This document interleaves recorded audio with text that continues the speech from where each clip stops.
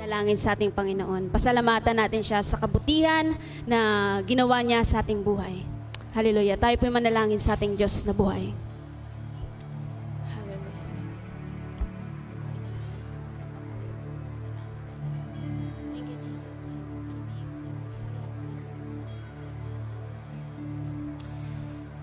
Hallelujah. Thank you, Jesus.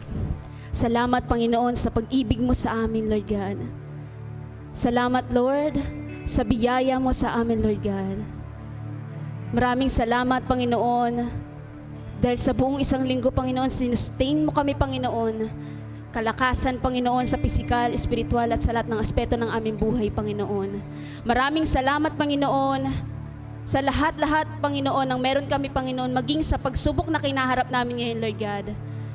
Lord, naalay po namin sa iyo lahat ng ito, Panginoon. Pagpapala, Panginoon, pagsubok, kakulangan man, Panginoon, o mga biyaya, Panginoon, na siksikliglig lumapaw, Panginoon. Lord, lahat ng ito, Panginoon, na igaling sa iyo, Panginoon. Pinagpapasalamat namin ito sa iyo, Lord God. Sa iyo po namin binabalikan lahat ng papuri, pagsamba at pagluwalhati sa pangalan ni Jesus. Amen and amen! Hallelujah! Tunay na kay sarap papurihan ng Panginoon. Amen? Amen. Amen! Amen. Sige, ating po papurihan natin ang Diyos na buhay. Hallelujah! We praise your name, O God!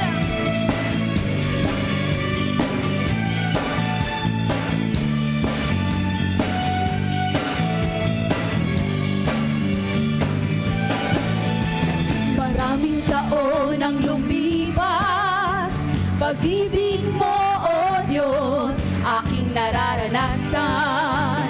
Walang hanggan, walang katulad, nag-iisa at di kumukupas. Minsan pa, sa maraming taon ang lumipas, pag-ibig ng Diyos, pag-ibig mo, O Diyos, ay ating nararanasan. Walang hanggan, walang katulad, nag-iisa at di kumukupas.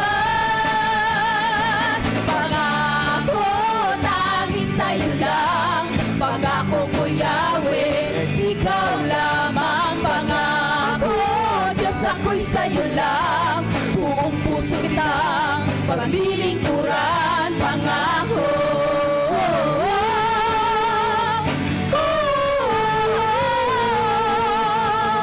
tulad ng mga ibon sa parang, biyaya mo, Jesus, ay di matatawaran. Doon pa man, biyaya mo'y sapat na pagpapala sa sandaigdigan. Pag-ako, tanging sa'yo lang, pag-ako ko Yahweh, ikaw lamang. Pangako, Diyos, ako'y sa'yo lang, buong puso kitang paglilingkuran. Pangako, tanging sa'yo lang, pag-ako ko Yahweh, ikaw lamang. Pangako, Diyos, ako'y sa'yo lang, buong puso kitang paglilingkuran. Pangako,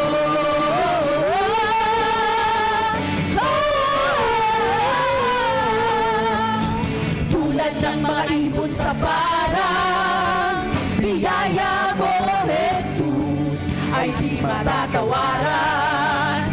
Doon pa man, biyaya mo'y sapat na pagpapala sa sandaigdigan.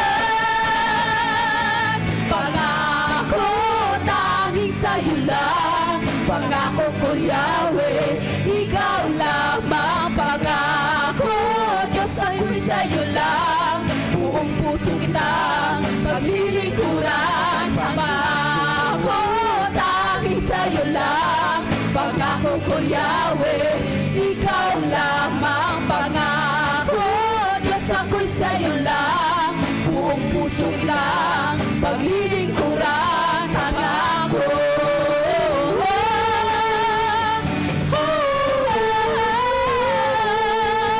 hallelujah! Pinupuri ka namin, Panginoon!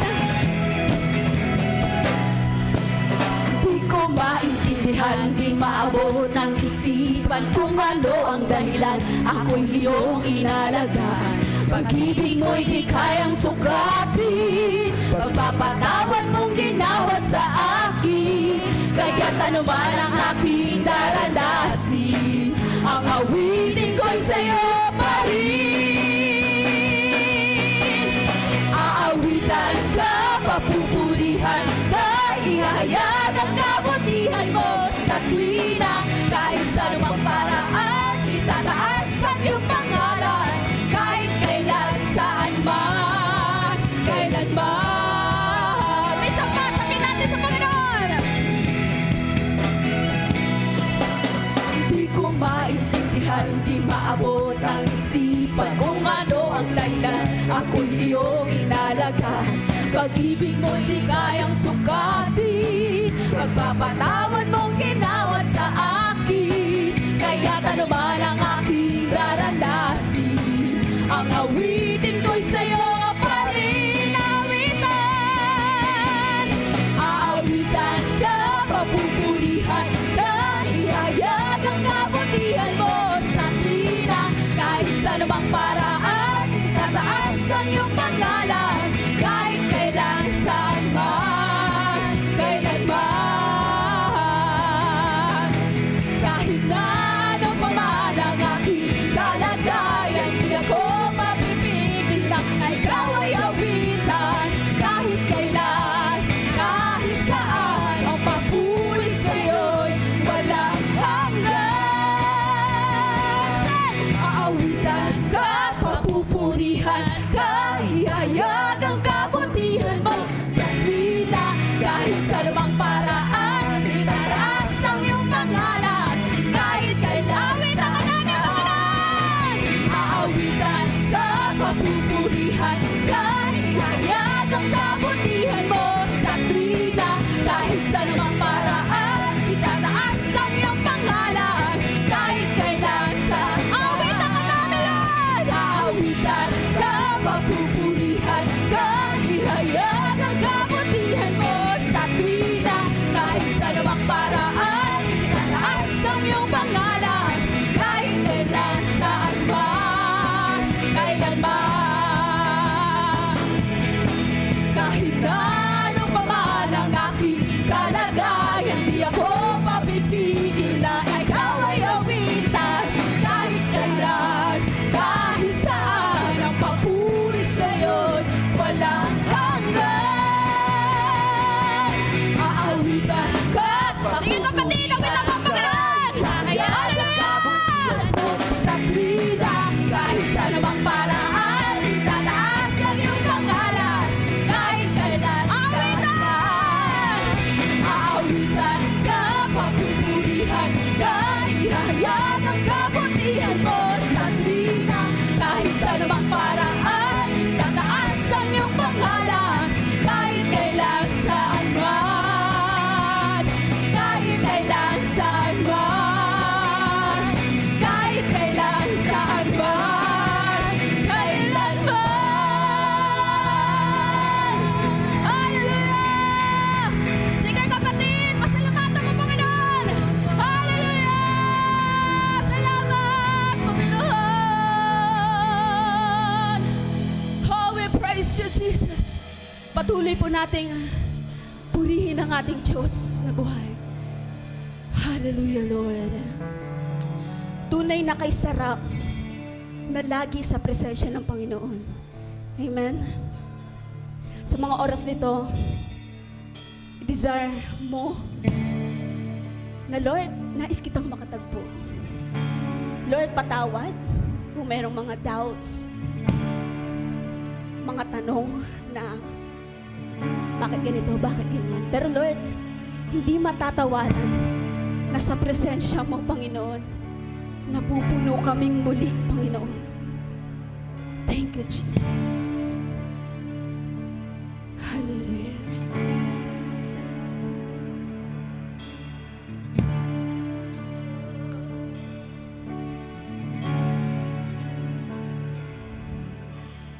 Di magsasawa na lagi sa presensya mo. Nasa bawat sandali, kinauuhawan ko. Kay sarap mong magmahal, ito ang nadama ko, Panginoon. Nais ko'y lagi sa presensya mo. Minsan pa, sabihin natin ito sa Panginoon. Hindi magsasawa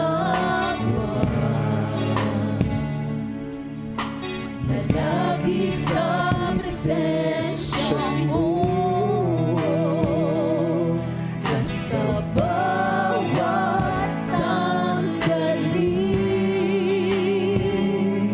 kinauuhawan ko. O kay sarap mong magmahal, ito ang nadama ko, Panginoon. Nais ko'y lagi sa presensya mo,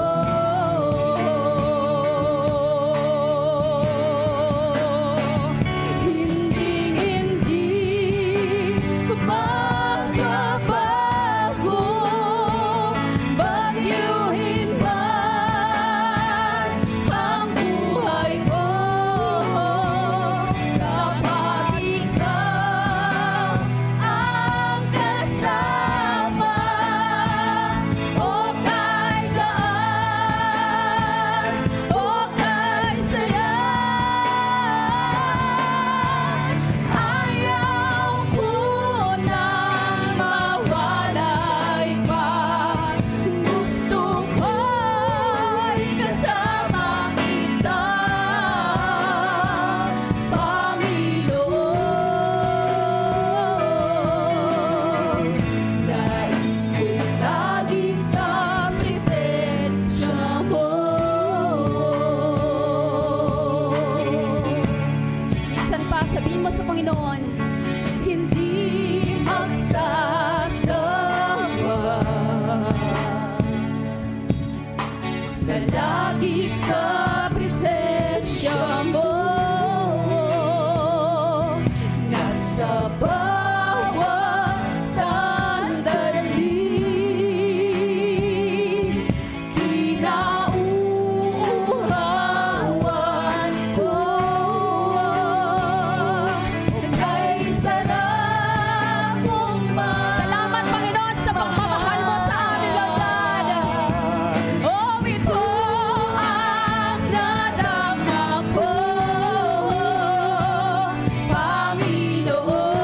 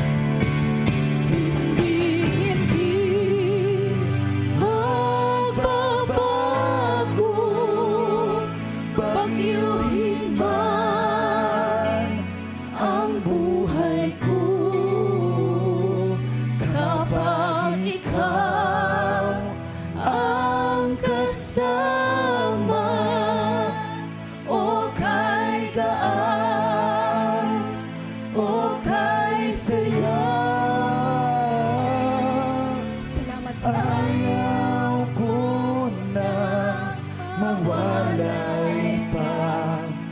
Gusto ko'y kasama kita, Thank you, Jesus. Panginoon. Minsan pa, sabihin natin ito sa Panginoon, gawin nating panalangin. Ko'y lagi sa presensya mo. Hindi mababago. Hindi magbabago. Bagyuhin man Kahit puno ng pagsubok ang mundong ito, Panginoon. buhay ko, Kahit puno ng korupsyon, Panginoon. kapag ikaw Sa iyo kami aasa, Panginoon, at hindi sa tao, Panginoon. Tunay nga, Panginoon, na kay Kaan, kay saya sa piling mo, Panginoon. Hallelujah!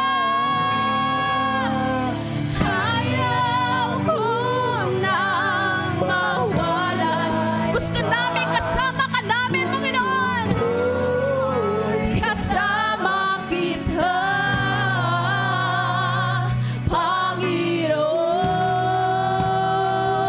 Panginoon. Minsan pa, sabihin mo sa Panginoon, hindi magbabago. Hallelujah!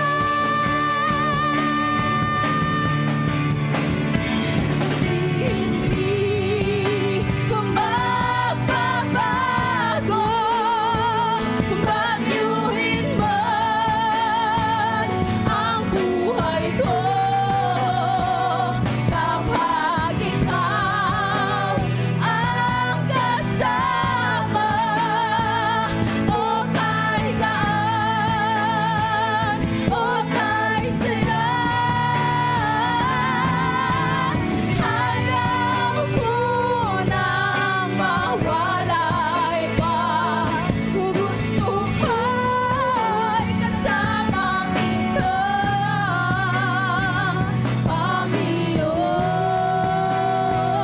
Panginoon. Nais ko'y lagi sa presensya mo. Hallelujah! Salamat, Panginoon.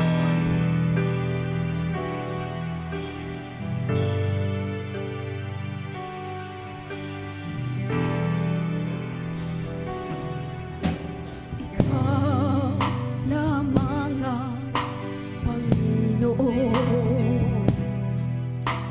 Ikaw lamang ang minamahal. Sa'yo lamang ako maglilingkod. Sa'yo lamang ako ay sasamba. Maglilingkod sa'yo ng buong puso, ng buong isipan, kaluluwa. Tanging sa'yo lamang iaalay ang buhay, pagkat ika'y minamahal,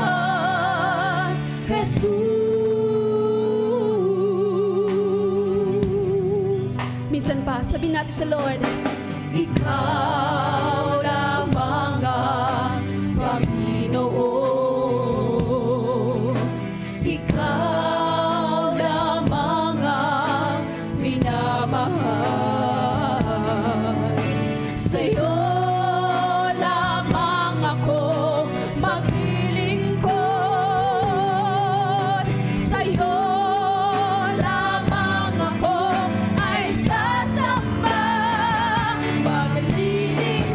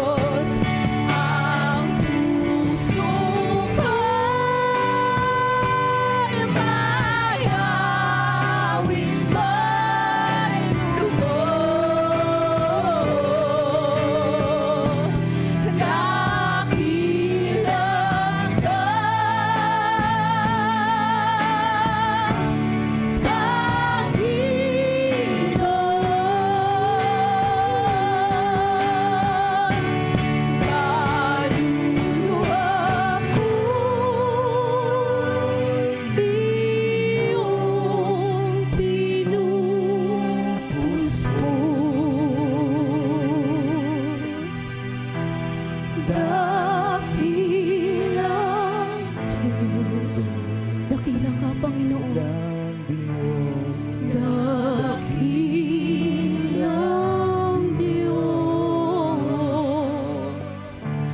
ang puso ko'y mayawit may loob. Dakila ka, Panginoon. minsan kaluluwa ko'y iyong pinupuspos. Kaluluwa ko'y iyong pinupuspos.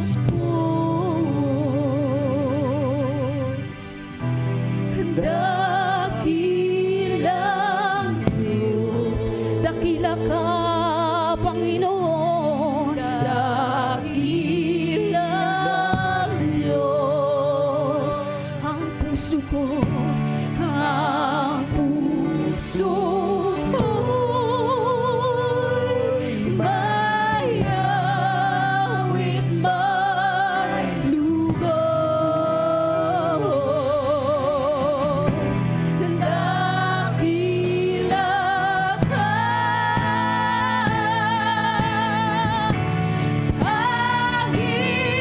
Panginoon. Minsan pa, hallelujah! Kaluluwa ko'y iyong pinupuson. Dakila ka, Panginoon! Dakilang dakila ka, dakilang Diyos. Ang puso ko'y mayawit malugod.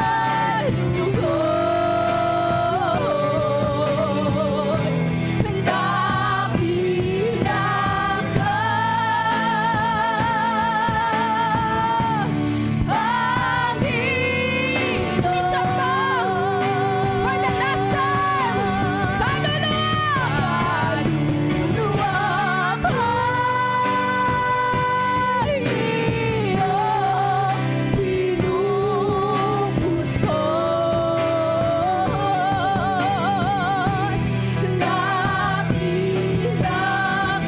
Dakila ka, Panginoon.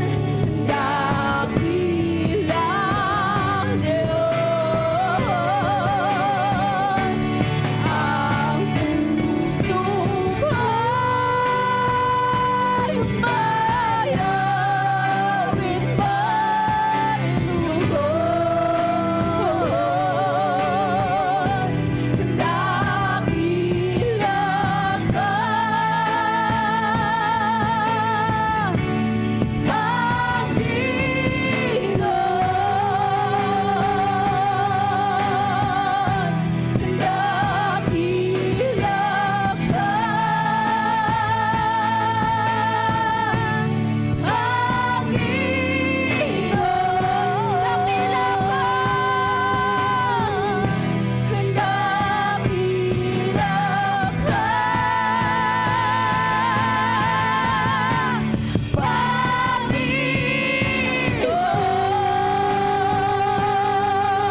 Panginoon. Dakila ka,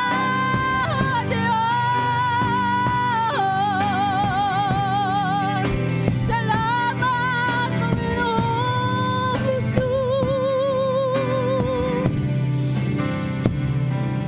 Lord, salamat, Panginoon, dahil nasa kalagitnaan ka namin, Lord. Salamat sa iyong presensya, Panginoon. Sa iyo po namin itinataas lahat ng papuri, pasasalamat at pagluwalhati sa pangalan ni Jesus. Amen and amen. Good morning po sa lahat. Thank you, Be. Purihin po ang Panginoon. Welcome po sa ating pangalawang pagsamba sa araw na ito. At welcome din po sa ating mga kapatid na nasa FB Live. Purihin po ang Panginoon. Ang ating pong pastor ay nasa isang outreach po natin sa pamayanang Maliksi. Pasong Kawayan daw yun, tawag na ngayon. Pasong Kawayan. Okay, purihin po ang Diyos. Ang akin pong dadalhin ngayong umaga ay patungkol po sa buhay ni Joseph. At ang aking pamagat ay obedience to God is never easy. At ito po ay aking hango sa Mateo chapter 1 verses 18 hanggang 25. Ito ang naganap ng ipanganak si Hesus Kristo. Si Maria na kanyang ina at si Jose ay nakatakda ng pakasal. Ngunit bago sila makasal, nagdadalang tao si Maria sa pamagitan ng kapangyarihan ng Espiritu Santo. Subalit dahil isang matuwid na tao si Jose, na kanyang mapapangasawa, ayaw nitong malagay sa kahihiyan si Maria. Binalak niyang hiwalayan si Maria ng palihim. Ngunit habang pinag-iisipan ito ni Jose, nagpakita sa kanya sa panaginip ang isang anghel ng Panginoon. Sinabi nito sa kanya, Jose, anak ni David, huwag kang matakot na pakasalan si Maria sapagkat ang sanggol na dinadala niya ay mula sa Espiritu Santo. Magsisilang siya ng isang batang lalaki at Jesus ang ipangalan mo sa sanggol sapagkat ililigtas niya ang kanyang bayan sa kanilang mga kasalanan. Nangyari nga ang lahat ng ito upang matupad ang sinabi ng Panginoon sa pamamagitan ng propeta. Verse 23, maglilihi ang isang berhen at magsisilang ng isang sanggol na lalaki at tatawagin itong Emmanuel. Ang kahulugan nito ay kasama natin ang Diyos. 24, nang magising si Jose, sinunod niya ang utos ng anghel ng Panginoon at pinakasalan niya si Maria. Ngunit hindi niya sinipingan si Maria hanggang magsilang ito ng isang anak na lalaki at Jesus nga ang ipinangalan ni Jose sa sanggol. Okay, ang kwento po ni Jose ay madalang o hindi po ganon kasikat sa atin pong pagkaalam sapagkat nabanggit lamang po ang kanyang pangalan sa Mateo at sa Lucas. Ang buhay po ni Jose, mga kapatid, ay maliit lang sa tingin natin ay hindi siya gaanong mahalaga. Pero napakalaki ng kanyang ginampanan doon po sa plan of salvation ng ating Panginoon. Si Jose po ay wala tayong mabasa o makita sa Biblia na meron siyang salita o may kinote na words galing sa kanya. Wala po. Nababanggit lang ang kanyang pangalan at kung sino siya. Ang huli pong banggit kay Jose ay yun pong si Jesus ay 12 years old. Meron pong, sa kanilang pong kinaugalian ay meron pong taunang pagsasama-sama, nagpagsamba. At sila po, ang lahat po ng mga Hudyo ay sama-sama silang sasamba sa Panginoon. At si Jesus, nung uwian na, hindi nila napansin na hindi pala kasama ni Mary at ni Jose. Ang kanila pong paglalakbay ay umaabot po yan ng 2 to 3 days. Nung sila umuwi na, napansin ng mag-asawa na wala pala si Jesus. Muli na naman silang naglakbay at natagpuan nila si Jesus doon sa templo na nakipagtalastasan sa mga pinuno po doon sa templo. So yun lang pong huling banggit sa pangalan ni Jose. Sino po ba si Jose? Joseph was legal and adoptive father of Jesus Christ. So, yan po siya. Husband of Mary, just man. Pag sinabi pong just man, matuwid, hindi po nangangahulugang hindi siya nagkasala. Subalit siya po ay tinuguri ang masusi o siya ay careful sa pagsunod sa kautusan. Kumbaga, ang kanyang buhay ay talagang sumusunod sa kalooban ng Panginoon. Lineage of David, so sa kanya nagmula ang lahi ni Jesus, sa lineage din po ni David. Kung tutuusin, siya ay crown prince, itong si Jose. Carpenter, so yung pong pagiging carpenter niya, ay hindi lang pala yan bastang karpentero na arawan ang kinikita, kundi meron po akong nabasa na yung kanya palang pagiging carpenter na tinatawag sa kanya ay nag-uukit din po pala siya, hindi lang sa mga wood, kundi pati sa mga bato. So ibig sabihin, doon sa aking nabasa ay pati pala mga buildings ay marunong ding gumawa itong si Jose. Subalit, nung naghandog po sila Jose, nung pinanganak na si Jesus, naghandog po sila sa templo. Ang kanila pong handog ay ibon, or sabihin na nating dove, na ito ay pagpapahayag ng isang mahirap na handog, o handog ng isang mahirap. Dahil dove lang ang kanilang, o ibon lang ang kanilang nakayanan. Ayon po doon din sa aking nabasa, na ito palang si Jose, bagamat maganda ang kanyang resources sana, pero mayroong panahon ng pananakop na dinigma sila, ang kanyang maaring mga ninuno o ang kanilang kabuhayan ay nasira din o nawasak, kung kaya maaring sa panahong mag-asawa na si Mary at si Joseph ay kumbaga i-start pa lang silang magkaroon ng foundation ng kanilang mga kabuhayan. So faithful protector, alam naman natin ang lahat ng mga ama ay protector sa kanyang, hindi ng waiting, hindi sila protector ng mga illegal, kundi protector ng family. Ganon din si Joseph, dahil mamaya madaanan natin yan na talagang sinusunod niya yung salita ng Panginoon para maprotektahan yung kanyang mag-ina, si Joseph, si Mary at si Jesus. So provider, lahat ng mga ama ay siyempre provider sa kanyang family. Joseph was engaged to Mary. Pag sinabi pong engaged, ito po ay nakakumit na. Nakatalaga na, nakapangako na. So, committed po siya na kay Mary.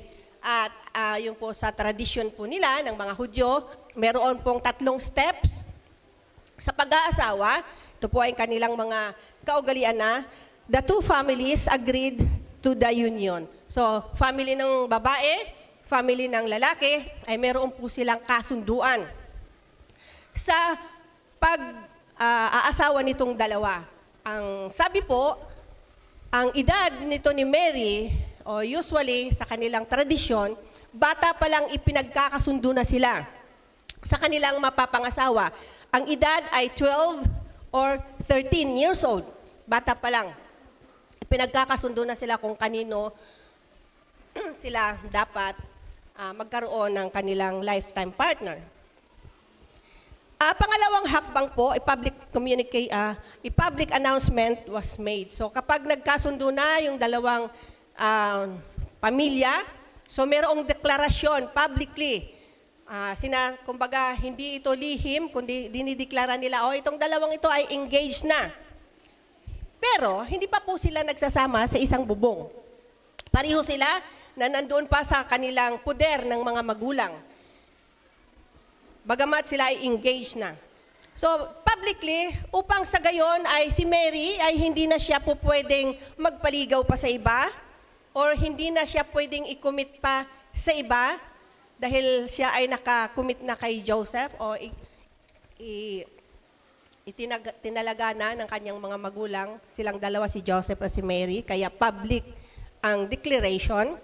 Ganon din si Joseph, hindi na siya pwedeng manligaw sa iba o hindi na siya pwedeng i-commit sa iba sapagkat ito na ngang dalawa ang nakatakda. At pangatlo po, ayun na yung formal na magkakaroon na ng seremonya at magkakaroon na ng paglalagda.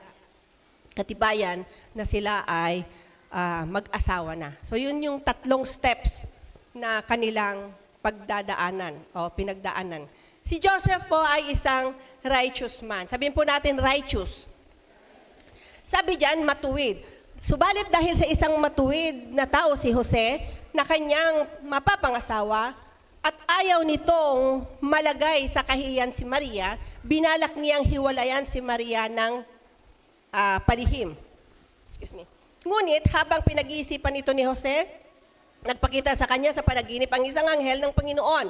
Sinabi nito sa kanya, Jose, anak ni David. Sabihin po natin, anak ni David. Huwag kang matakot na pakasalan si Maria sapagkat ang sanggol na dinadala niya ay mula sa Espiritu Santo. Magsisilang siya ng isang batang lalaki at Jesus ang ipapangalan mo sa sanggol sapagkat ililigtas niya ang kanyang bayan sa kanilang mga kasalanan.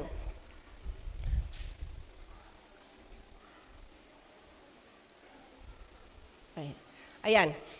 So yung panaginip po ni Jose, mga kapatid, bagamat siya po ay isang righteous man, hindi po nangahulugang righteous ay hindi na po siya nagkakasala, ha? Take note po. Kundi siya ay masugid na tagasunod sa kautusan ni Moises o kautusan ng Panginoon. Kung kaya, syempre, hindi siya namumuhay sa kasalanan. Bagamat siya ay righteous, pero meron po siyang malaking, sabihin na nating problema. He was faced with difficult choices. Nahirapan po siya dahil sa balitang kanyang narinig. Ang doon po sa Lucas chapter 1, verses 26 ata yung pababa. Nabanggit po doon, yung pong si Mary ay kinausap ng anghel. At nung sabi po sa kanya, mapalad ka dahil ikaw ay kinalugdan ng Diyos, maglilihi ka at magdadalang tao ka ng magluluwal ka ng isang lalaki na ang ipapangalan mo sa kanya ay Jesus, sapagkat siya nga ay magliligtas sa sangkatauhan. Mga kapatid, sabi ni Mary, paanong mangyari ito sapagkat ako'y berhen? So take note, sa kanilang kaugalian, maging naman sa ating mga Pinoy, medyo hindi na nga masyado ngayon, mga henerasyon, pero alam natin na napakasensitibo yung pong pagpapahalaga sa purity ng isang babae, kahit naman sa lalaki. Sabi ni Mary, paanong mangyari ako'y magdadalang tao, ako'y birhen? Ibig sabihin, wala pang siyang naging, experience. So, madaling salita po, ang anghel, nung sa kanyang pag-argumento, walang imposible sa Diyos ang sabi ng anghel. Alam mo bang iyong pinsang si Elizabeth? Di ba siya ay isang baog, subalit ngayon, siya ay nagdadalang tao at ika-6 na buwan na niya. Sabing ganon nung anghel kay Mary, patunay na sa Diyos ay walang imposible. At sinabi nga kay Mary na siya ay magbubuntis sa pamagitan ng banal na Espiritu Santo. At kung inyong itutuloy ang pagbasa, si Mary po makalipas ang ilang araw, siya ay pumunta doon sa kanyang pinsang si Elizabeth. At ng kanyang madatnan nga doon ay totoo nga na malaki na ang tiyan ni Elizabeth. At bakit siya pumunta roon? Sapagkat ito yung balita ng anghel sa kanya ay kanya itong pinagninilay-nilayan. At hindi ko rin na-research yung nagpaalam ba siya kay Jose?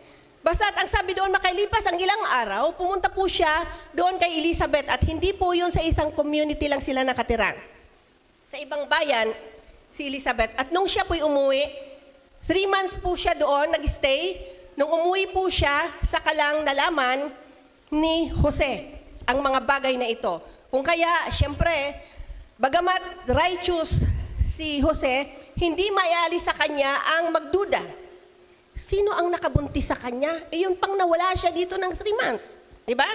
Sa kanyang, walang nakalagay yun sa Bible. Isip-isip ko lang. Pwede nating bigyan ng mga pagkaisipan. Yun pong magiging reaksyon ni Jose. Yung kanyang akatipan or yung kanyang mapapangasawa ay nagdadalang tao, 3 months po, halata na po yan doon sa mga nanay. Amin po ba mga nanay? Medyo may lubo-lubo na ng konti ang tiyan. So, parang sa aking palagay, baka pwedeng sabihin ni Jose, ano ba yan? Nagtaksil si Mary. Diba? Yung, here comes the bride, 3 months inside. Yung mga gano'n yung hindi siya mapalagay. So, meron po siyang 3 choices na kinakaharap. Ano ang kailangang idesisyon niya? hiwalayin ba niya si Mary? Kapag hiniwalayan niya po si Mary, ayon po sa Deuteronomy chapter 22, verses 21 hanggang 23, mababasa po natin doon, na kapag, bagamat hindi pa kayo legally, may pinirmahang kasal na kayo, pero dahil engaged na nga kayo, mga kapatid, po pwedeng batuhin si Mary hanggang sa mamatay. Yun po ang kautusan. Yun ang kanilang batas. So, pinag-iisipan itong maigi ni Jose kung hihiwalayan ba niya si Mary at hayaan na niyang mabilad ito sa kahihiyan. Dahil kapag binato hanggang sa mamatay, mga kapatid, maraming mga manunood nun. At syempre, kahihiyan na rin pati ng mga mahal sa buhay. Dahil nga, buntis siya eh. So, or ang kanyang pwedeng idesisyon, sabi doon, hiwalayan niya ng palihim si Mary, i-divorce. Kasi nga, engaged na sila, bagamat hindi pa sila nagsasama, pero merong batas din. Ayon diyon sa Deuteronomy chapter 24, mga kapatid, na pwede pala siyang gumawa ng sulat na hiwalayan si Maria dahil sa kanyang kadahilanan. O, ayun yung itatala doon kung ano yung dahilan, buntis, na hindi naman siya ang nakabuntis. So, mayroong witness na dalawa doon sa kanyang pagsusulat at ibibigay ito kay Mary ng palihim. So, matuklasan man yan ng mga tao, mayroon siyang katibayan o divorce na kami o hiwalay na kami. Ito ang katunayan, may sulat. So, hindi siya babatuhin hanggang sa mamatay. Or, pakakasalan niya na lang si Mary kahit buntis na hindi naman siya ang nakabuntis. So, itong mga tatlong bagay na ito ang nagdala sa kanya doon, mga kapatid, sa kanyang kaisipan hanggang sa kanyang pagtulog. Dala-dala niya. Hindi may kaila sa atin, maaring mga tatay din, pero usually mga nanay. Kapag mayroong malaking problema, dala-dala sa kaisipan, yung problema, amin po ba? Hanggang sa pagtulog, dala-dala. Sangayon po ba kayo? At kalimitan, hindi makatulog. Dahil sa problema, di po ba?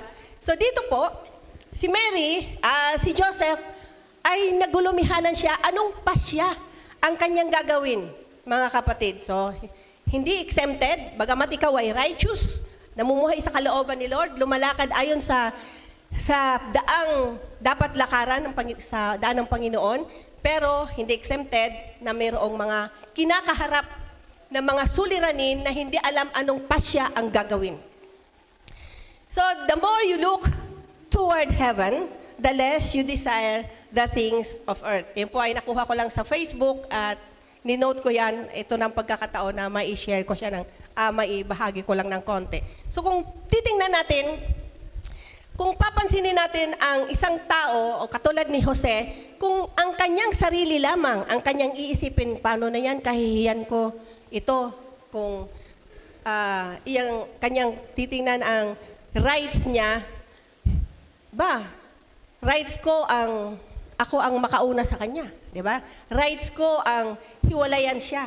So yung mga pang-sarili mong iniintindi, kumbaga dito lang sa sanlibutan ito, kahihiyan ito. Di ba? Ano ang sasabihin sa akin? Kung nga panganak na yung Jose, hindi mo kamukha. Di ba? Yung pambubuli.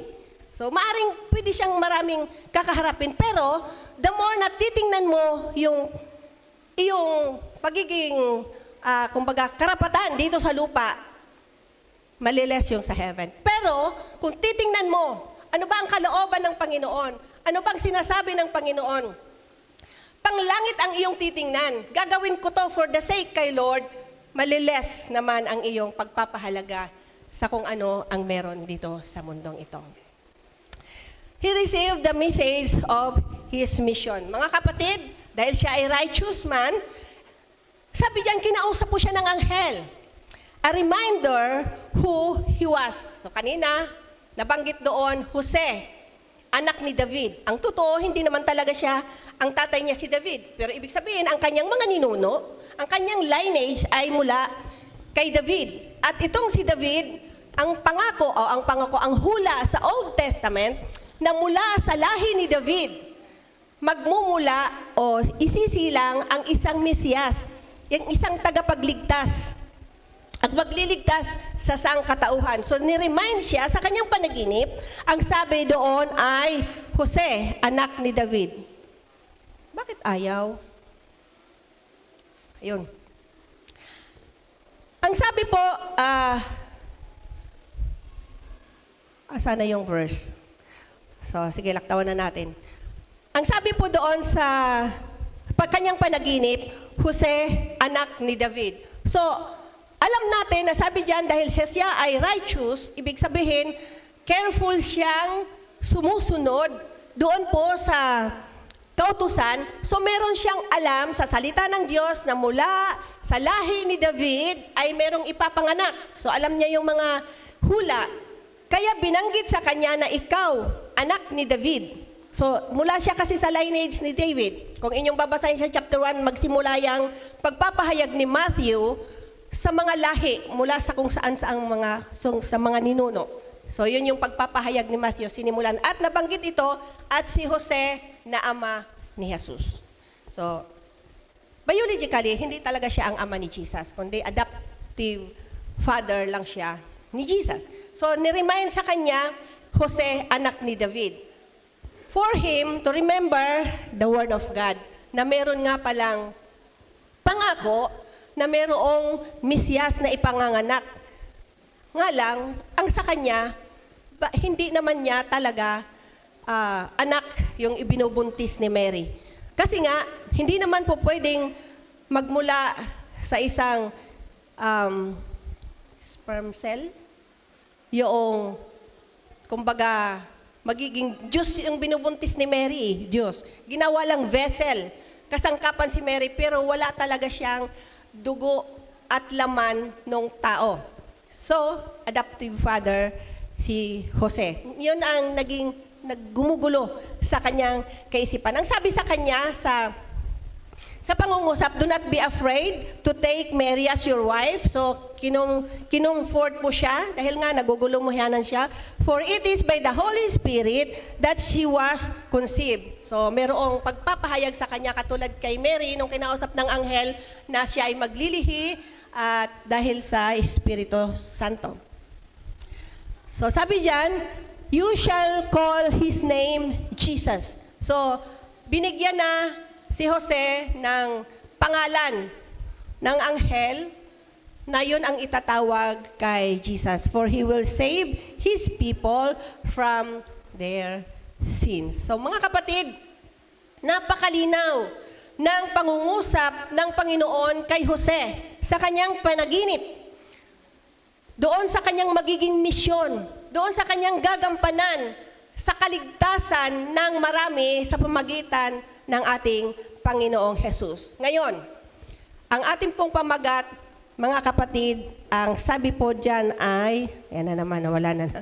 Sabi dyan, obedient to God is never easy. Easy po ba ang sumunod kay Lord? Hindi po easy, di po ba? Kung tingnan po natin yung ating mga tumatayo dito, kaya maraming gustong sumali, dahil akala nila, yun lang kadali ang pagtayo. Pero ang sakripisyo nito ay hindi madali. Amen. Meron silang devotion ginagawa, Sabado pa lang, bago ang practice, merong itinatalaga sa kanila magpaawit, magpray, mag-exhort. At yung panahong iginugugol sa pagpapractice at yung tatayo na dito, pag Sunday, masarap humalagkip-kip kapag malamig ang panahon, pero sacrifice. Amen? Mahirap sumunod kay Lord. Sacrifice, babangon ng maaga para maghanda para pupunta dito ng maaga. Hindi naman po pwedeng mauna tayo sa kanila. Di po ba? So, mahirap ang sumunod kay Lord. Madali po ba? Siyempre, hindi. Di ba? Katulad ni Jose, hindi madali para sa kanya ang sumunod. Pero, napakalinaw ng instruction, napakalinaw ng mensahe sa ang kanyang natanggap mula doon sa kanyang panaginip. May mission siyang gagampanan. Meron siyang task na kailangang gawin. So Joseph was obedient to God. So nang magising si Jose, sabi diyan, sinunod niya ang utos ng anghel ng Panginoon at pinakasalan si Maria. Mga kapatid, wala na po siyang pangungundisyon. Nung magising siya, totoo kaya ito? Walang nakatalang ganon na nag-aalinlangan pa siya. Di ba? Sabi po, Joseph was obedient to God. Hindi po siya, ngunit hindi niya sinipingan si Maria hanggang magsilang ito ng isang anak na lalaki at Jesus nga ang ipinangalan ni Jose sa sanggol. Ngunit, he did what the angel of the Lord had commanded him. So meron po siyang pagsunod kaagad. Itong si Jose. Hindi siya nagkakaroon pa ng pag-aargumento. Hindi siya nagkakaroon pa ng pag-aalinlangan. Totoo ba yung panaginip ko? O manghingi man ng confirmation, katulad ni Gideon. Nung kinausap si Gideon ng anghel na you will be a mighty warrior. Sabi niya, paanong mangyari yun? Samantalang ang aming lahi, ang pinakamaliit. At katunayan, duwag nga siya, nagtatago nga siya doon po sa giikan ng trigo. Bakit siya tawaging mighty warrior? Sabi ng Panginoon, gagamitin nga siya. Humingi siya ng confirmation. Sige nga, kung talagang tinawag ako ng Panginoon, hingi siya ng confirmation. Maglalagay ako ng tela dito or sabihin na nating panyo dito. Pagbasa ang panyo, mga kapatid, check nyo na lang kung ito ba ang nauna o yung isa. Pagbasa ang panyo, tuyo ang paligid. Tinawag nga ako ni Lord. Kinabukasan, confirm. Basa ang panyo ng hamog, tuyo naman ang paligid. Isa pa Lord, baka nagkataon lang. This time, basa naman ang paligid, tuyo naman yung panyo. Para mapatunayan ko lang na talagang tinawag ako ng Panginoon. So meron siyang paghingi ng sign. Meron siyang paghingi ng confirmation kung talagang si Lord nga ang tumawag sa kanya at nag-utos sa kanya. So kinabukasan, nung tiningnan niya, nangyari nga, basa ang paligid, tuyo ang panyo. So, confirm. Si Jose, hindi po. Siya ay sumunod agad. Grabe. Wala siyang pag-aalinlangan. Malinaw sa kanya ang utos, hindi na siya nakipag-argumento, hindi na siya nangangatwiran. Hindi na siya nag-complain. Siya ay sumunod. Sabi diyan, he did what the angel of the Lord had commanded him. Bagamat, mga kapatid, minsan sa ating part, mahirap talaga ang sumunod. Di ba? Kaagad. Naghihingi pa tayo ng mga komportable ka ba dito? Ayon ba ito? Magtatanong ka pa, kalooban ba talaga to ni Lord? Di ba? Wala bang maapektuhan ito sa gagawin ko? So marami tayong minsan sinasaalang-alang para mapatunayan o i-prove mo sa sarili mo na talaga bang tinawag ako ng Panginoon. He did not complain, so ayan na. He acted in faith and married Mary. So, yung pong kanyang pagsunod, yung kanya pong yung kanya pong pagsunod doon sa utos, ginawa niya ito dahil sa kanyang pananampalataya. Ang kanyang pagtitiwala, mga kapatid, ay hindi lang basta sa isip, hindi lang niya isa na puso, kundi ginawa niya po ito. In-action niya. True faith always produces obedient action. So ang totoo pong pananampalataya, ito po ay nagbubunga ng pagsunod. Amen po ba? Nagbubunga ng pagsunod, pagsasagawa. Tayo, nanampalataya tayo sa Panginoon. Tinanggap natin siya bilang Lord and Savior ng ating buhay. Dahil doon sa mga nababasa natin sa salita ng Diyos, dahil sa mga napapakinggan nating mga pangaral, sa ating pagsunod sa Kanya, sa ating pagkakilala kay Lord, nanampalataya tayo, so mayroong bunga sa ating buhay. Anong bunga? Dati kang sugarol, ngayon di ka na nagsusugal. Dati kang babaero, lalakero, ngayon hindi na. May bunga na. Umayos na ang iyong buhay. Nais mo nang lumakad doon sa kalooban ng Panginoon. Action, inaksyonan mo na yung iyong pananampalataya. Sumunod ka. At ito ay nakikita sa pamagitan ng ating pamumuhay. Sangayon po ba? Joseph was guided by God. So siya po, mga kapatid, ang sabi po dyan sa Mateo chapter 2 verses 13 hanggang 14, pagkaalis ng mga pantas, nagpakita kay Jose sa panaginip ang isang anghel ng Panginoon. Sinabi nito sa kanya, bumangon ka't dalhin agad sa Ehipto ang iyong mag-ina. At huwag kayong aalis doon hanggat hindi ko sinasabi sapagkat hahanapin ni Herodes ang bata upang patayin. Bumangon nga si Jose at nang gabi ring iyon, dinala niya sa Ehipto ang kanyang mag-ina. Grabe, napakamasunurin. Amen. Bagamat hindi madali, yung nanaginip ka, tapos yung inutusan ka doon sa panaginip mo, pagkagising mo, hindi naman umaga pa, gabi ring iyon ang sabi yan. Hindi na siya, bukas na lang, Lord. Di ba? Or, anong gagawin namin sa Ehipto? May wala naman kaming matutuluyan. Maraming pwedeng isaalang-alang. Mga kapatid, hindi madali ang pagsunod. Amen? Pwede kang magkaroon ng pag-aagam-agam kung susunod ba o hindi. Bakit? Meron ba akong sapat na halaga para sa aming mga panggastos habang kami naroon hanggat hindi pa sinasabi ng Panginoon kung kailan kami babalik? Eh, nandito ang aking kabuhayan. Ano ang aming gagawin doon? Maraming pwedeng i-consider. Amen? So, hindi talaga madali. Pero tingnan naman natin ang aksyon ni Jose. Napaka-obedient niya sa Panginoon. So, diyan po, merong divine warning. Ano yung warning? Si Jesus, yung sanggol ay papatayin kasi. So, itatakas. Dadalhin muna sa Ehipto. Yan, may hula din po yan sa Old Testament na ang sabi po doon, tinawag niya ang kanyang anak mula sa Ehipto.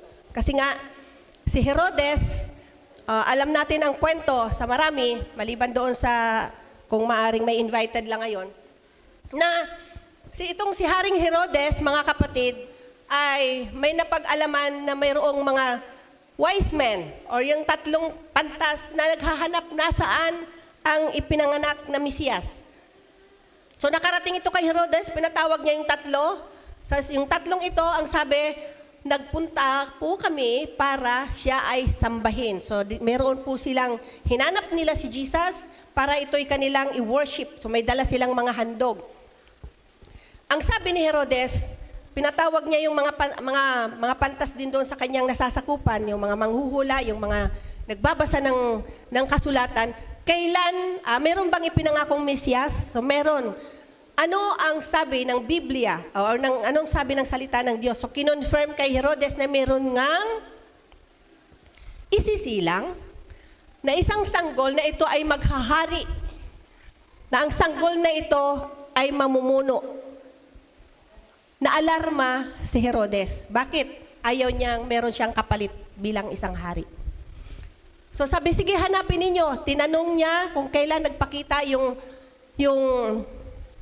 tawag nito, yung star. At ito ay kanilang kinumpyut-kumpyut. Kanila itong pinag-aralan at sabi, sige hanapin ninyo. Dahil napag-alaman kung kailan nagpakita ang stars, so meron na silang tansya, mga ilang araw na, weeks, o mga buwan na yung sanggol. So, sabi, hanapin ninyo at kapag inyong natagpuan, sabihin ninyo sa akin at ako rin ay sasamba. So, yun yung istorya. Pero, sa loob-loob ni Herodes, hindi naman talaga niya sasambahin si Jesus. Ito ay kanyang papatayin dahil may threat na sa kanya na meron palang hari napapalit sa kanya. So, ang ginawa ng ating Diyos, si Joseph ay kinausap ulit na itakas si Jesus, yung sanggol, at dadalhin sa Egypt kasi hindi pa panahon ni Jesus para mamatay. Meron siyang nakatakda kung kailan talaga siya mamatay para matubos ang sangkatauhan sa kasalanan. Mga kapatid, may divine warning at si Jose ay sumunod kaagad. He obeyed immediately God's fatherly love.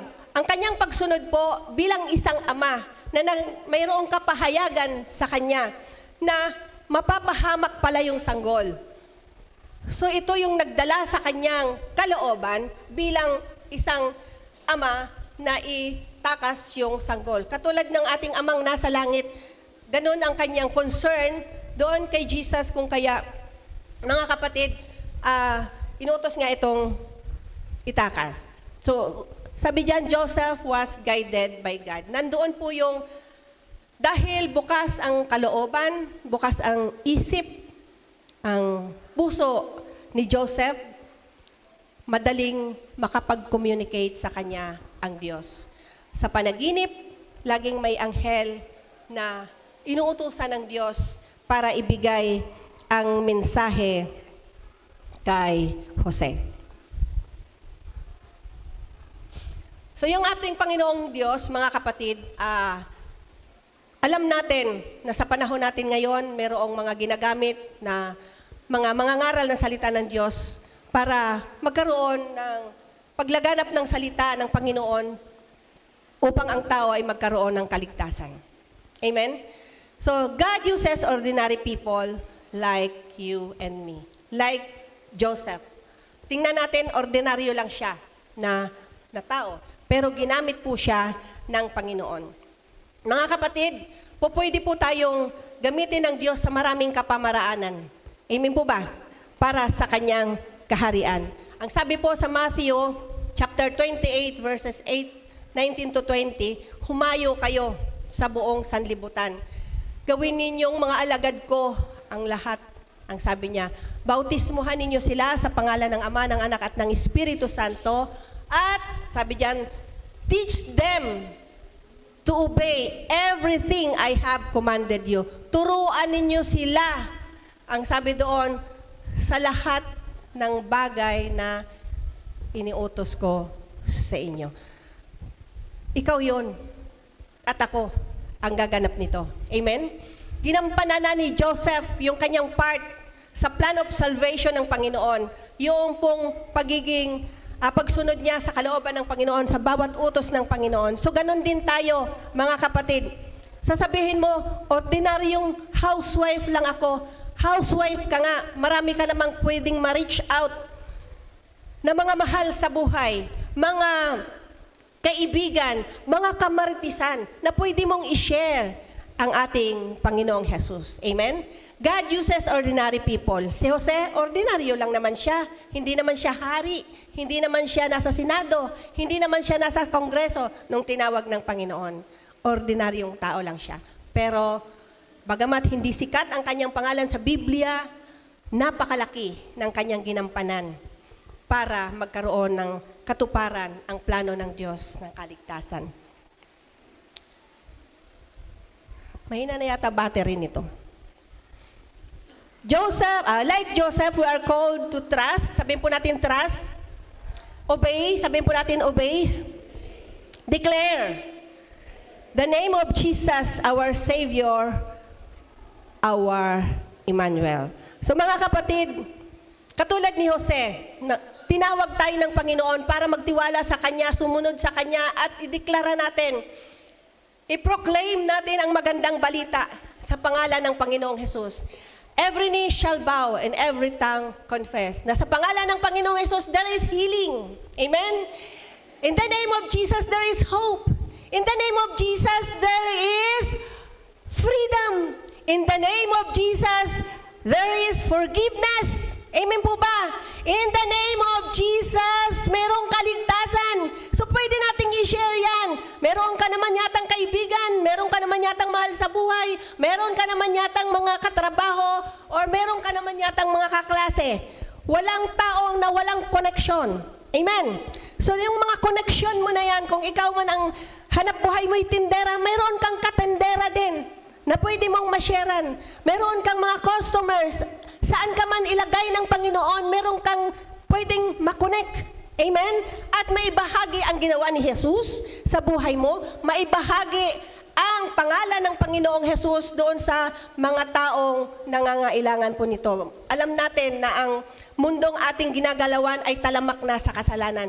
So ikaw at ako ang gagamitin ng Panginoon, mga kapatid, upang ang direksyon ng taong yon na ating ma-reach out ay magkaroon ng hindi lang maayos ang kanyang buhay dito sa lupa, kundi panlangit na rin. Palakpakan natin ang Panginoon. Alam natin na pwedeng gamitin ng Panginoon ang iyong testimony, ang ginawa ng Diyos sa buhay mo. The world needs more Joseph, a man of integrity. So saan ka man nandun, please, manindigan ka sa iyong pagiging Kristiyano. Amen? Maraming liko sa panahon ngayon. Minsan sa lugar na kinalalagyan mo, sa trabahong kinalalagyan mo, hindi yan katulad mo. Amen. Hindi yan katulad mo na mananampalataya, pero let your light shine. Amen? Na makita si Jesus sa buhay mo. Kung gumagawa sila ng mga katiwalian, stand firm. Huwag kang gumaya sa kanila. Amen? Natuwa po ako sa bata kagabi na in-interview ni Dingdong Dantes. Ano bang channel yon? Saglit lang kasi ako nakanood. So, pinakita yung mga lugar na mga ghost project at meron namang mga nasimulan pero hindi talaga ito masabing napakinabangan. Marami. So merong isang batang in-interview doon dahil ang kanilang school ay binaha at sila ay tumutulay doon sa isang hanging bridge na supposed to be lalakaran ng nakaganyan, nakagano na. So doon sila lumalakad, meron lang silang kinakapitan. Nagtsatsaga sila paruot parito galing sa school, paruot parito papuntang school. Dito sila tumutulay. Imagine niyo po, naaatim yan ng mga taong sobra-sobra ang, alam na natin, ginagawang hindi maganda. At ang mga taong itong naghihirap, sabi niya ng batang ito nung in-interview, paglaki ko po, sabi niya, gusto ko po makapagtapos siguro mga 8 or 7 lang yung batang niya. Marahil lang ilan sa inyo ay nakapanood. Gusto niya daw paglaki niya, papagawa siya ng tulay. Para daw yung mga bata na papasok sa eskwelahan din na katulad yung dinadaanan sa katulad ng dinadaanan nila. So mga kapatid, wala nang mga integridad ang mga tao ngayong nasa tinitingala natin. Amen? Or mga taong sabihin na nating nasa lipunan, maaring ilan lang, bilang lang sa daliri ang matitino. Pero ikaw, wala ka man nandoon sa lipunan, wala ka man doon sa estado ng kanilang kinalalagyan. Saan ka nandoon? Mga kapatid, be a man and woman, di ba, of integrity. The world needs more Joseph na meron po siyang integridad sa buhay. God reveals His purpose to those who are willing to listen and obey. Ang kapahayagan po ng Diyos, mga kapatid, ay makakakonek lang sa iyo kung ikaw ay willing na makinig at sumunod doon sa ipinag-uutos ng Panginoon. Nagpapahayag siya. Maaring sa umagang ito, mayroong nire-reveal si Lord. Maaring may nakaupo dyan na may pangungusap, magpapastor ka, magpapastora ka, o tatayo ka dito, magigitara ka, magkakaroon ka ng ministry. Maaring ang ilan ay nagugulumihanan, sobra-sobra sa kanyang pakiramdam ang pasan niyang problema. Pero nangungusap si Lord sa iyo, lumapit ka lang sa kanya, bibigyan kanya ng kagaanan. Nagugulumihanan ka, troubled mind ka meron ngayon. Pero ang sabi ng Panginoong Jesus, meron siyang kapayapaan. Kapayapaang ibibigay na hindi kayang ibigay ng pera. Hindi kayang ibigay ng mundong ito. Si Jesus lang ang mayroong kakayanang magbigay niyan sa iyo. Palakpakan natin ang Panginoon. Ang gusto lang ng Panginoon, magpahayag siya. Bukas ang iyong isipan at puso. Willing ka na makinig at sumunod. Hindi yung hanggang pakinig lang, kundi ang gusto ng Panginoon, yung willing ka rin na sumunod sa Kanya. So application, be righteous like Joseph. Alam natin, mga kapatid, na si Joseph hindi naman nabanggit na hindi talaga siya nagkasala. Wala rin namang sinabing hindi siya, nagkasala siya. Pero pag sinabing righteous, masusing tagasunod ng salita ng Diyos. Ibig sabihin, less ang iyong pagkukumit ng kasalanan. Bakit? Meron kang salita ng Diyos na nag-guide sa iyo. Meron kang salita ng Diyos na sinusundan. Amen. So, be righteous like Joseph. Alam natin na si Joseph, engaged siya kay Mary. Tayo rin, naka-engage tayo kay Jesus. Amen. Si Mary, natagpo ang nagdadalang tao, pwedeng hiwalayan, pwedeng i-divorce ni Joseph, or pwede niyang pakasalan. Engage tayo kay Jesus. Hindi tayo pwedeng mag-commit ng adultery dahil naka-engage tayo kay Lord. Amen. Mga kapatid, nasa iyo na ang desisyon. Sabi doon si Joseph kanina, bagamat siya ay righteous, he faced difficult choices. Nahirapan siya. Ano ba ang kanyang ididesisyon? So tayo, meron tayong mga na-encounter sa buhay, maaring nahirapan ka ring magdesisyon, pero hingi lang kay Lord ng tulong. Lord, guide me. Ano ba yung dapat kong idesisyon? Yung hindi ako mapapahamak at yung dapat ay kalooban mo lamang. Nandiyan pa ho ba kayo? Obey what God... Oh. Nakpakiayos nga nito, be. So, ayan. Obey what God has tells you to do. Mga kapatid, mahirap. Di ba? Obedience to God is never easy. Pero, obey what God tells you to do. Sumunod ka lang sa isang anak kapag nagutos ang magulang, labag man yan sa iyong kalooban dahil ayaw mong ikaw ay nahirapan. Ayaw mong isantabi yung ginagawa mo. Pero pag sumunod ka, nagbibigay ka kasiyahan sa iyong magulang. Amen. Bagamat nasasakripisyo ang sarili mong will. Pero kapag nasunod mo ang iyong sarili, may guilt ka. Nasira ang iyong relasyon or nagkaroon ka ng paglabag sa iyong magulang, nasira pa ang iyong patutuo sa Panginoon. Pero kapag sumunod ka, nagbigay ka ng kasiyahan sa iyong mga magulang, nagbigay ka kasiyahan sa ating Panginoong Jesus. Amen. In return, kapag naging obedient ka, hindi naman si Lord ang makikinabang, ikaw pa rin. Amen? At si Lord ay nagpapala sa mga taong masunurin sa Kanya. Palakpakan natin ang Panginoon. Though obedient to God is never easy, do not be afraid because God is always guiding us. Nahirapan ka ba na sumunod kay Lord? Tawag ka kay Lord and He is there for you. Ano man yung bagay na nahirapan ka, just call in the name of Jesus. Amen? Lord Jesus, help me. Nahirapan ako. Saang parte ng buhay mo nahirapan ka? Nariyan si Lord. Tumawag ka lang. Amen?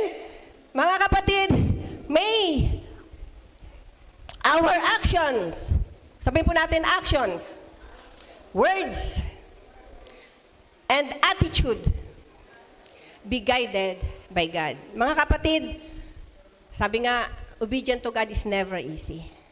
Pero, alam natin na ito ang nais ng Panginoon. Diba?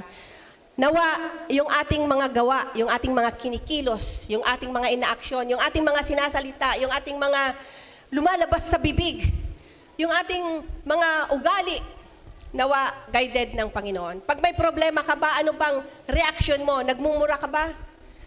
Pag mayroon kang hindi gustong sitwasyon na nakakaharap, anong nagiging reaction mo? Violente ba? So nawa, guided tayo ng ating Panginoon. Guided tayo ng Holy Spirit. Lagi tayong maging bukas sa Kanyang pangungusap. Amen po ba? Lagi tayong handang makinig at sumunod sa sinasabi ng Panginoon. May nakakita man o wala, mga kapatid, be a Christian. Amen?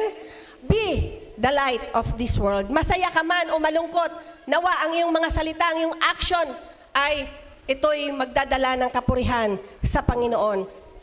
Masagana ka man o medyo na nagigipit ka man, ano man yan, kapatid, mag-stand firm ka sa Panginoon. Dahil if the Lord is with us, who can be against us? Problema man yan, sakit man yan, anumang sirkumstansya ng buhay yan, lilipas din yan. Amen. Lilipas din yan. At hindi yan ang magdadala sa atin sa paglayo sa Panginoon. Hindi yan ang maging dahilan upang tayo'y humiwalay sa paglilingkod sa Panginoon. Amen po ba? Proven na natin si Lord. Marami na siyang ginawa sa buhay natin. Di po ba? At higit sa lahat, yung ginawa niya sa krus ng Kalbaryo, patunay yan eh, na ganun kanya kamahal at ganun niya ako kamahal. Sang-ayon po ba? That's why we are more than conquerors. So let your light shine in the midst of this dark world. Obey, though never easy.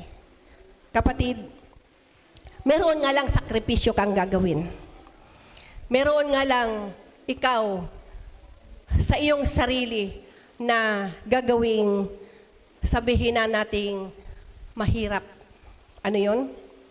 Sabi ng Panginoon, ang pagsunod sa Kanya ay meron itong kaakibat na pagpasa ng cross.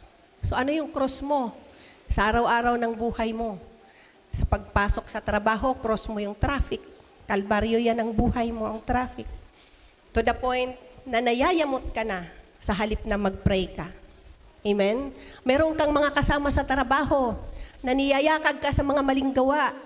Pero meron kang pagsupil sa iyong sarili for the sake sa pagsunod kay Lord.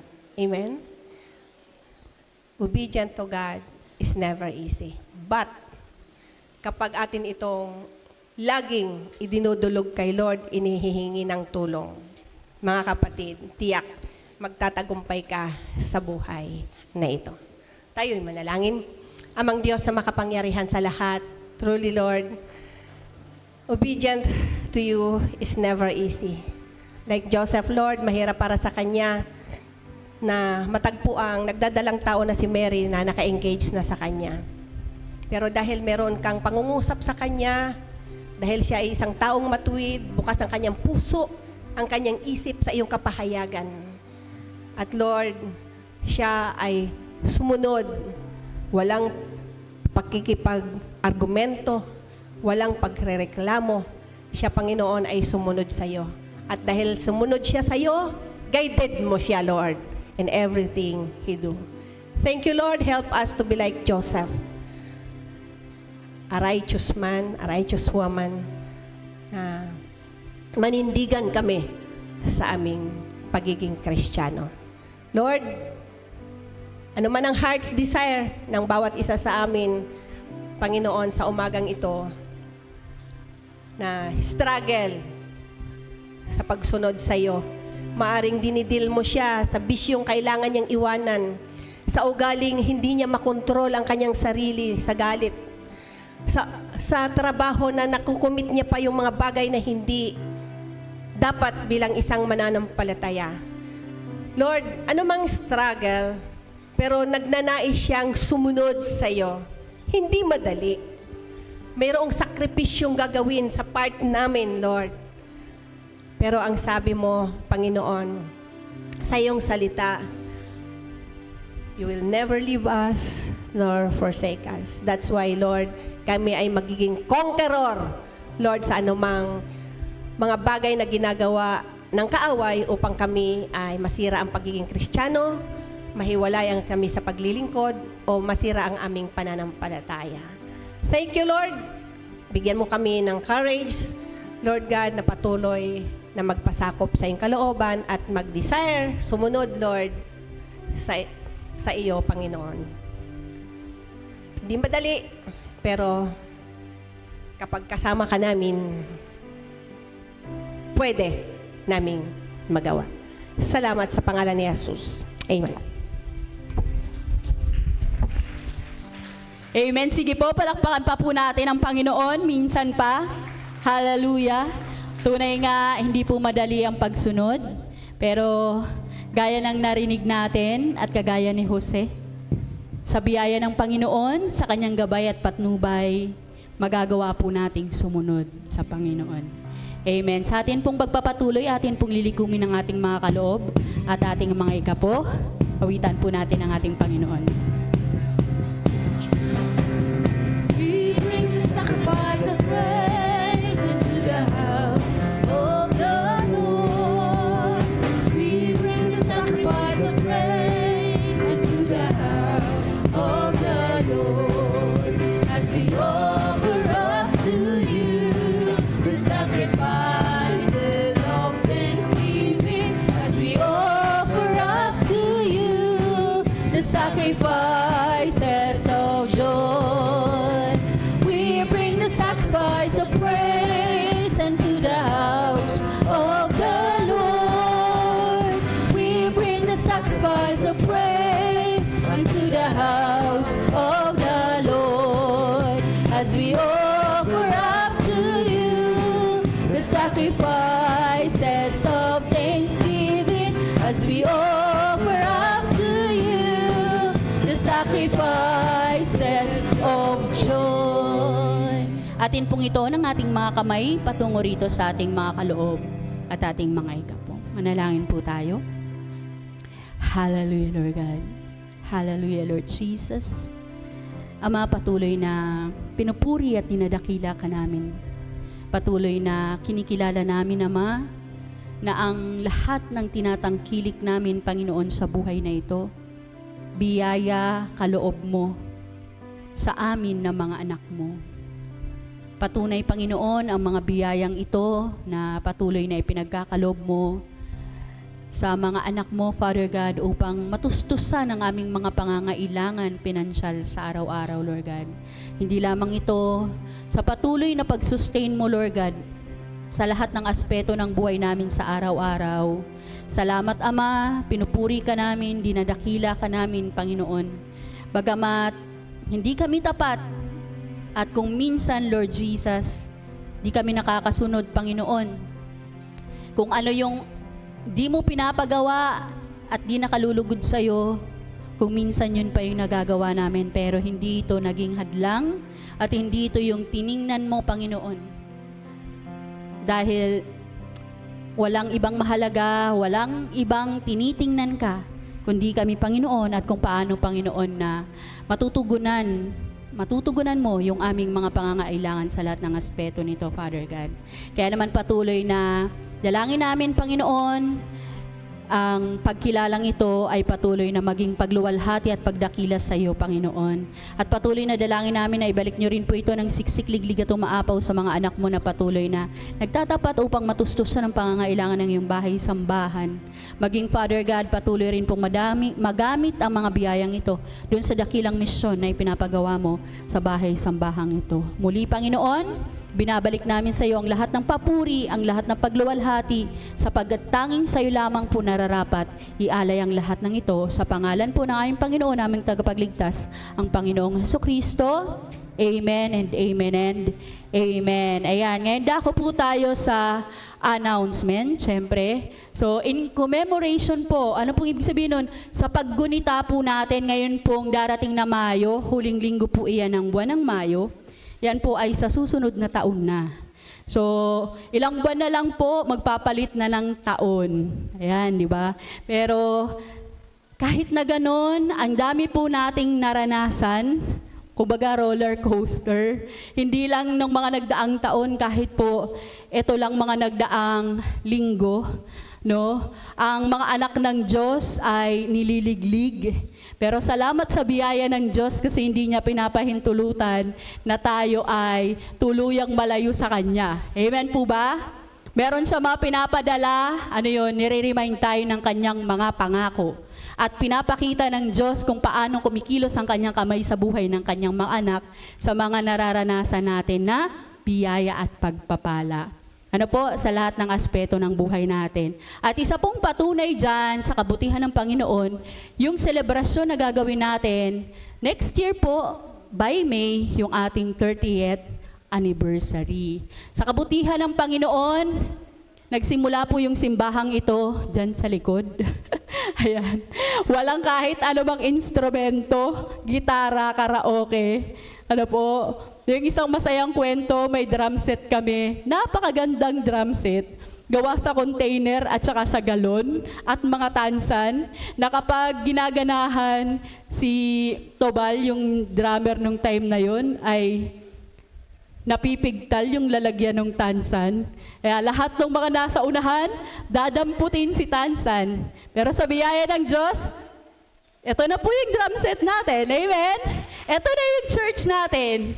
Amen po ba? So, yan po ay patunay ng kabutihan.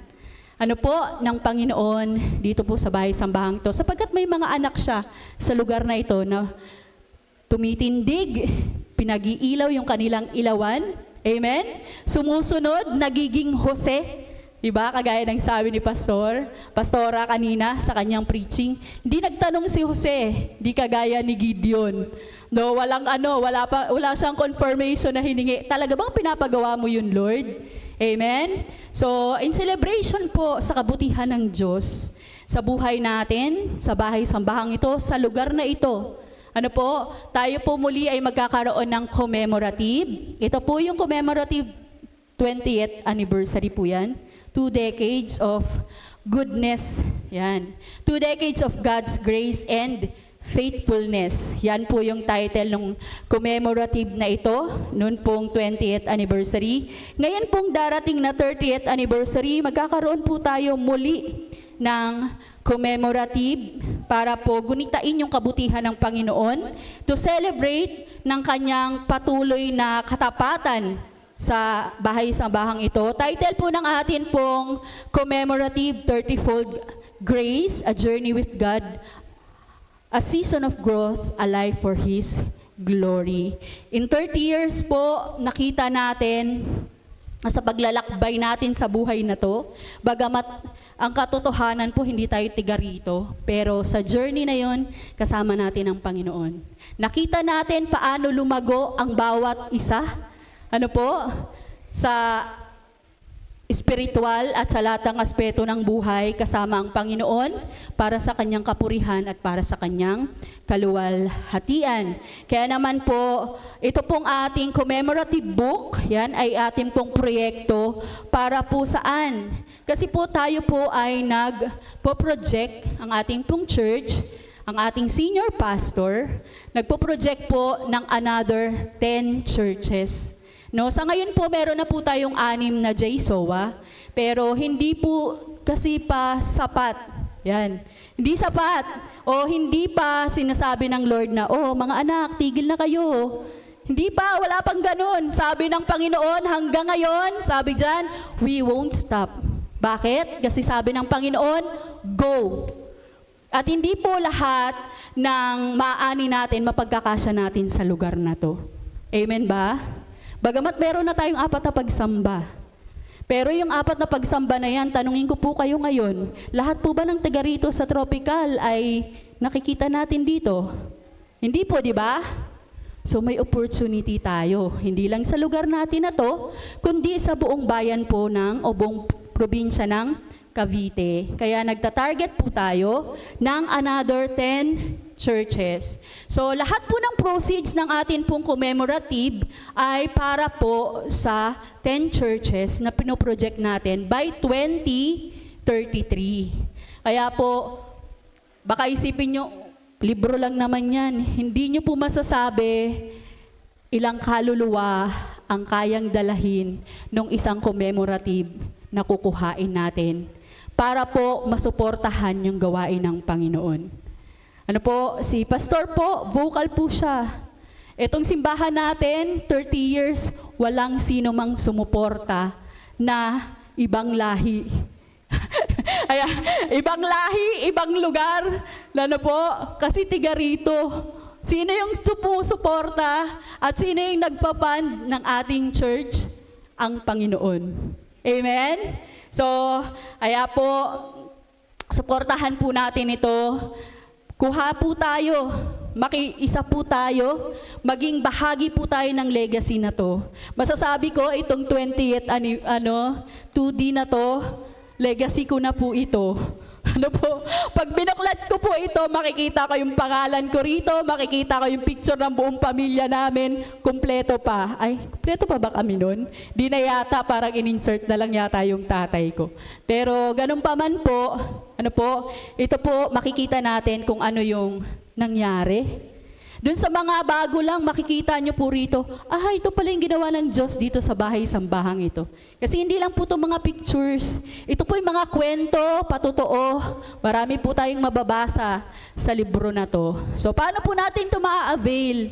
Tayo po ay, mamaya po paglabas nyo po, meron pong, doon po sa may commemorative bulletin, meron po diyang mga kapatid tayo na tatayo. Magbibigay po sila ng sleep order. Ayan. I-fill out nyo po iyon para po maka-avail po tayo ng commemorative book. Sa bawat package po na kukuhain natin, meron po tayong isang commemorative book. Ayan. Nasabi ko na, Pastor.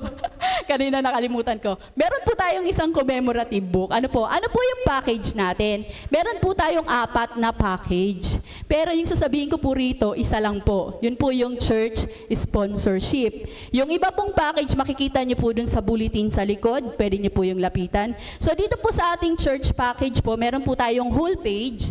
Yan, nakita niyo po dyan, 3,000 po yan. Meron po yung inclusion na libre na picture taking.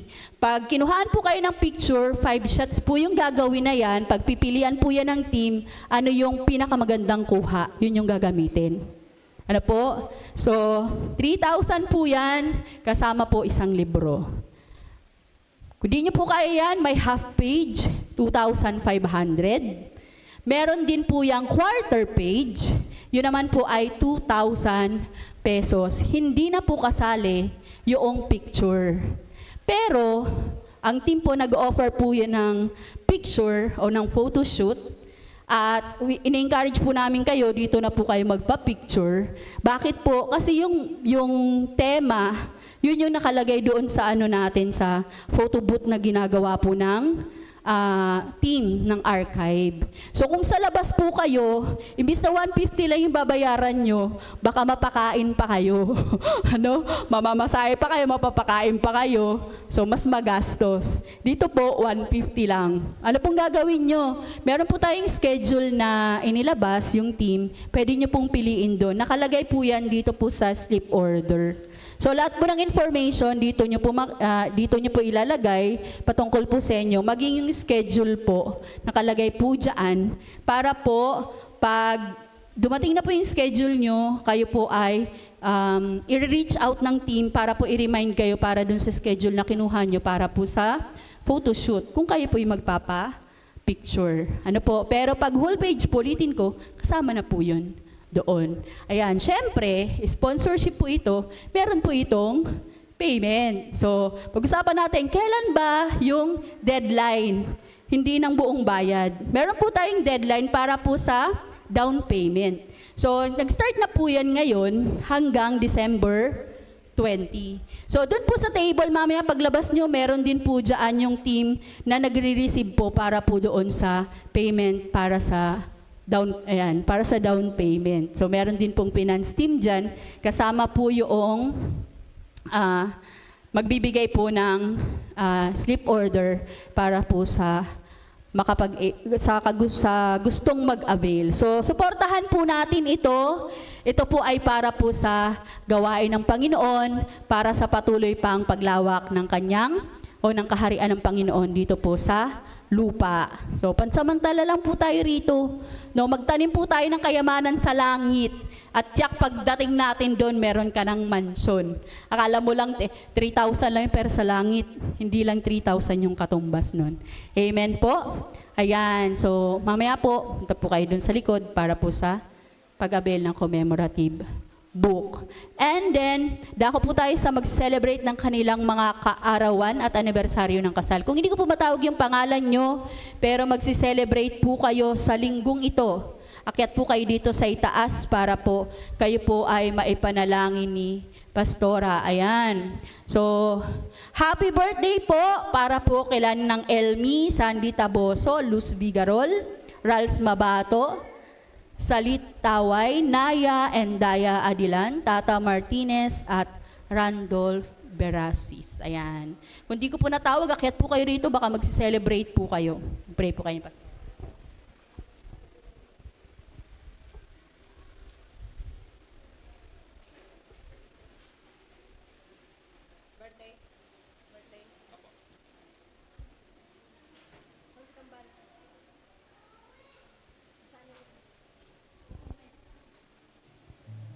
Tayo po'y manalangin. Amang makapangyarihan sa lahat, kinikilala namin, Panginoon, na ang buhay ay galing sa iyo. Kinikilala namin, Lord, na simula pa lang sa sinapupunan ng kanilang mga magulang noon ay kilala mo na sila. At hanggang ngayon, Panginoon, na mayroon kang panibagong taon na idinagdag sa kanila. Lord, grateful sila, Panginoon, dahil sa iyong pag-iingat sa kanila, pagsubaybay, Panginoon. At higit na maging grateful, O God, dahil meron ka, Panginoong patuloy na ibibigay sa kanila na pag-iingat, protection, provision, Panginoon. At maging, Lord God, ang kanilang buhay ay panggagalingan, Panginoon, ang pagpapala para sa iba. Patuloy kang magliwanag sa kanila, Panginoon, Lord, bless mo ang kanilang gawa ng kanilang mga kamay, Panginoon. Gawin mo silang ulo, hindi buntot, Panginoon. At hayaan mo, Lord, na ang desire ng kanilang puso ay i-grant mo po ito. Bless mo ang mga pangarap nila para sa kanilang sarili, sa kanilang mga mahal sa buhay, at sa kanilang pananampalataya. Hayaan mo, Lord, na ang mukha mo ay magliwanag patuloy sa kanila. Ilayo mo sila sa anumang kapahamakan, sa anumang sakit at karamdaman, Panginoon. Ilayo mo sila, Lord, sa mga tukso ng mundong ito. Pagtibayin mo ang kanilang pananampalataya at paglalimin. At dalangin ko na patuloy pa silang magbunga, Panginoon. At maging, Lord, dalahin nila sa kanilang puso, Panginoon, na sila ay laging magbigay kapurihan sa iyong pangalan sa pamagitan, Lord, nang sila'y patuloy na sumunod sa iyong kalooban at sa iyong mga utos, Panginoon. Salamat po, O Diyos. Marami pang kaarawan ang kanilang isi-celebrate kasama ang iyong mga pagpapala, spiritually, physically, financially. Salamat po sa pangalan ni Jesus. Amen and amen. God bless. God bless po, God bless. Tayo pong lahat ay tumayo habang sila po ay bumababa. Yung kwento po ni Joseph na ating pong pinag-aralan kanina, hindi man siya sikat sa Bible, pero ang laki po ng kanyang part na ginampanan. Mga kapatid, i-desire din po natin, hindi man tayo sikat sa mundong ito, hindi man tayo sikat dito sa church, pero meron kang malaking gampanin sa kaharian ng Diyos para maluwalhati ang pangalan ng Panginoon at para sa ikaliligtas ng marami. Late na, wag na lang tayong kumanta. Purihin po ang Panginoon. Bigyan ko po kayo ng kaunting sandali. Magkaroon po tayo ng personal na pananalangin kay Lord. Saang area ng buhay mo na hirap kang sumunod kay Lord at talaga namang mahirap? Lord, nangungusap ka na iwanan ko na tong bisyo na to. Pero hindi ko kaya, Lord. So, deal mo si Lord. Makapangyarihan ka, Lord, alam ko. Sasamahan mo ako upang magtagumpay sa bisyong ito. O ano man niyang gustong ipagawa sa iyo ni Lord. Sa work man yan, sa family man yan, o sa ministry man yan. Sige po. Manalangin po ang bawat isa sa Panginoon. Saan kang area ng buhay mo nag-struggle na sumunod kay Lord? Hingi ka ng tulong sa Panginoon. Sinlapit lamang siya ng dasal, kapatid.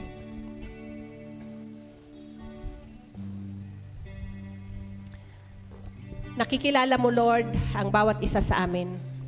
Alam mo ang nilalaman ng aming puso. Alam mo, Lord, ang aming mga pangarap. Alam mo, Lord, ang mga struggle. Maaring ang ilan, financial, sa relasyon, sa paglilingkod, struggle ang kanyang pananampalataya, lagi na lang ups and downs, wala siya, sa commitment, nahihirapan siyang mag-commit, Panginoon. Ano man yan, Lord, ito po ay yung nakikita, ito ay yung nalalaman kung paano siyang nag-struggle. Tulungan mo, Lord, ang anak mong ito, Panginoon, na ang kanyang buhay ay patuloy nang isuko sa iyo. Katulad ni Joseph, Lord, dahil tinawag mo siya, hindi siya nakikipag-argumento.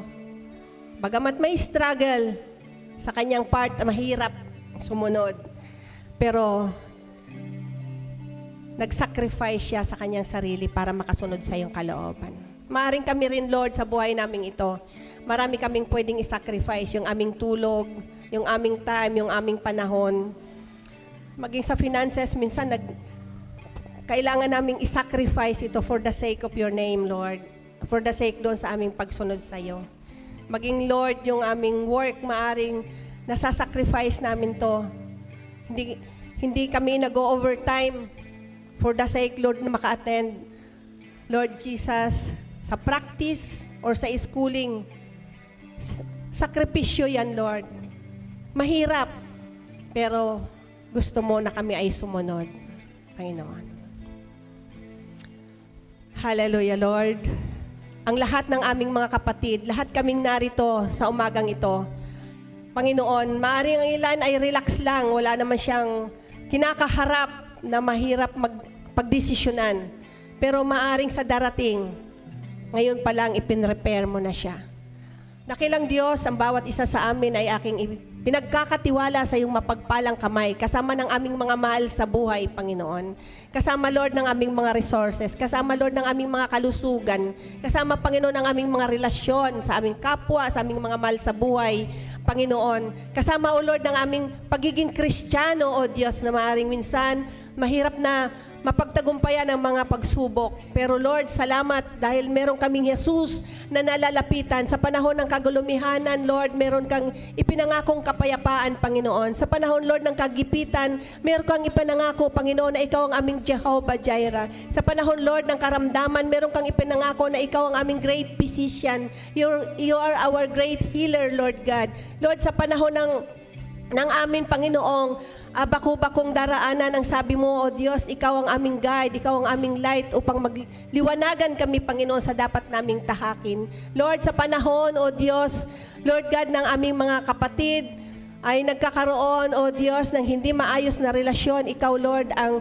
nagsasaayos. Lord, ano man ang need ng bawat isa, tulungan mo kami, Panginoon, dahil ang nais mo kami ay sumunod sa iyo, ano man yung trouble na nais ng kaaway na kami ay ihiwalay upang hindi kami makasunod sa iyo. Help us, Lord, na ma-overcome namin ito, Panginoon. Salamat po, dakilang Diyos. Salamat po, O Lord God. Bless mo ang mga heart's desire ng bawat isa. Taas natin mga kamay. Ang pagpapala ng Diyos Ama, ang pagliligtas ng ating Panginoong Jesucristo, ang gabay at patnubay ng Banal na Espiritu ay sumating lahat ngayon at magpakailanman. God bless us all.